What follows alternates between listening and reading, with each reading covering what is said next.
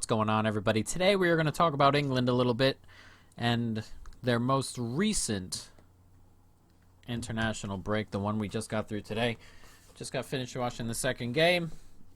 They beat Iceland 1-0 really late the other day, and then on a penalty in the 92nd minute, and then Iceland missed the penalty the very next minute in the 93rd. And that finished 1-0, and today it was 0-0, in which Denmark have...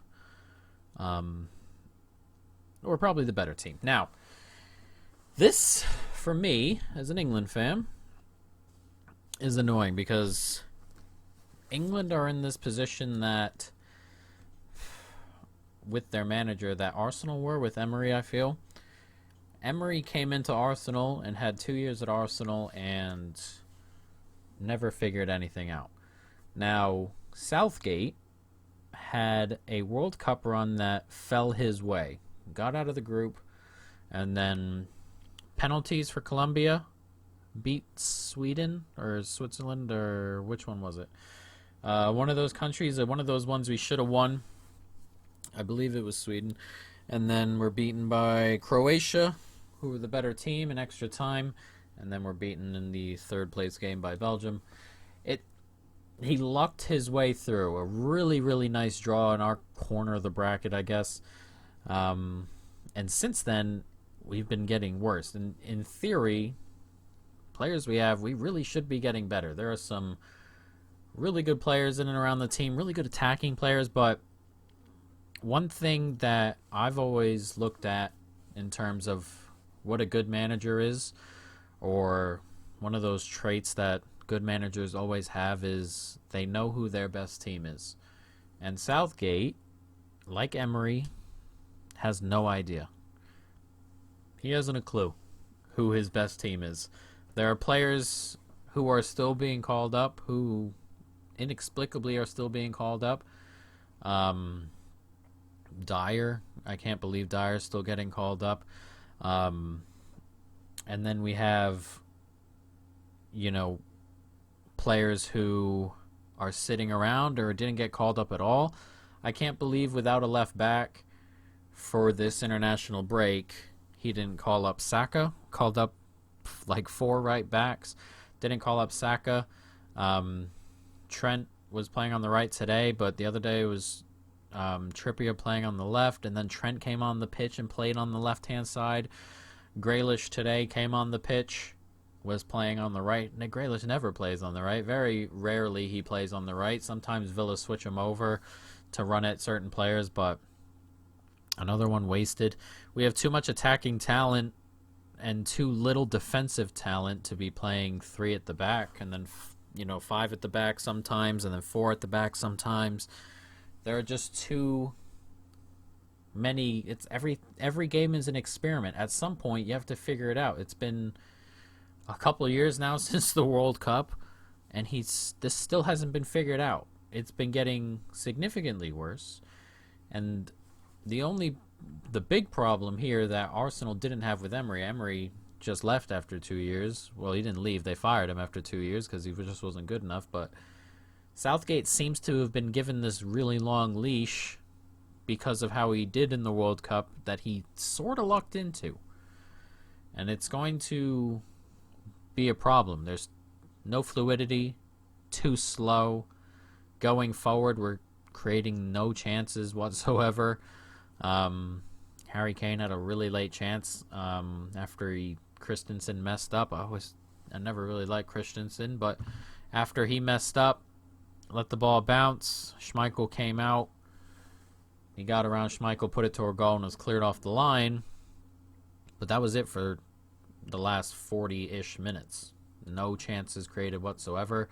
Denmark had a chance or two. Eriksen had a really big chance that he snatched at and put over from 8 or so yards out. The team as a whole is not good enough, and I understand there are a couple players missing, but not enough players to cause this nonsense.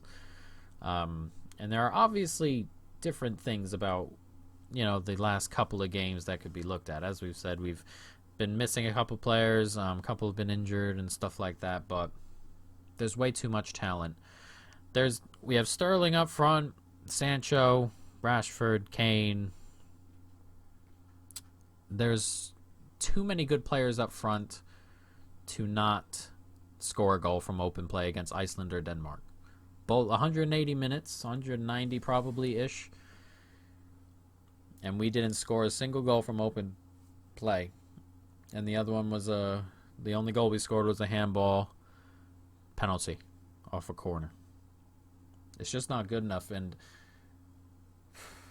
we have the Euro coming. We would have had the Euro. Could you imagine if the Euro was now and we had it over the summer? We would have gone out in the bloody group stage playing like this. Would have gone right on out.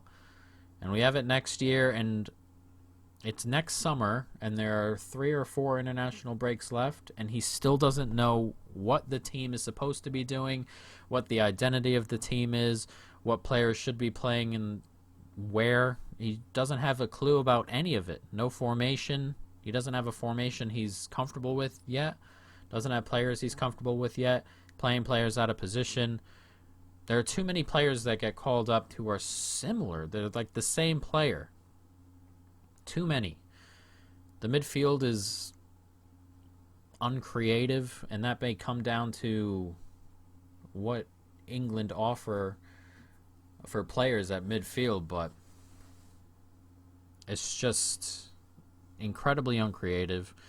The front three are so separate for the rest of the team, and then it almost seems like we're just launching balls into Harry Kane and hoping he figures out a way to put one in the back of the net. And I understand, and this is the problem I have with Harry Kane as well at Tottenham, where Harry Kane scores goals, but he doesn't contribute to the team otherwise. Not a very good passer of the ball. He's one of those, he's a really, really good poacher, but we don't create enough chances for him to kind of play in that role. He has to be a little bit more of a complete kind of forward in terms of he has to contribute just a little bit more to the team. And he doesn't help that. The midfield doesn't help that. So there's nobody on the pitch who creates really anything. And then our most creative players, people like Grealish or whatever it may be, get left at home. Grealish was going to be left at home again, if not for a couple injuries or late pullouts. Of the midfield today, you can't tell me that Grealish would be ahead of, for me, if I were picking a team, Grealish would be, while they're different players, obviously, I would put Grealish, I would put a front three, and then Grealish in behind the front three, and then 2 deeper midfielders. I think we're set up a little bit better for that, especially when we're trying to break down a block, like we were against Iceland. He probably tries to play a little bit wide, but then we have 3 center backs. When he tries to play 5 wide, he plays 3 center backs and then 3 deeper midfielders too when we're trying to break down a block, and that doesn't make sense either. At some point, we have to add a little bit of creativity into the team. I think Grealish would have done that. He came on for the last 15 minutes today, but I don't know. It's just not good enough. The team, the formation, the identity. This is all down to Southgate to me. They just look like they haven't gotten a clue what they're doing out there on the pitch. Just launching balls from all over the place and not really any aim about really anything. We never get the wingers in a position to run with the ball. We never get the midfielders in a position to create. We don't ever play any midfielders who are creative. 3 center backs at the back, all of which who are iffy to begin with.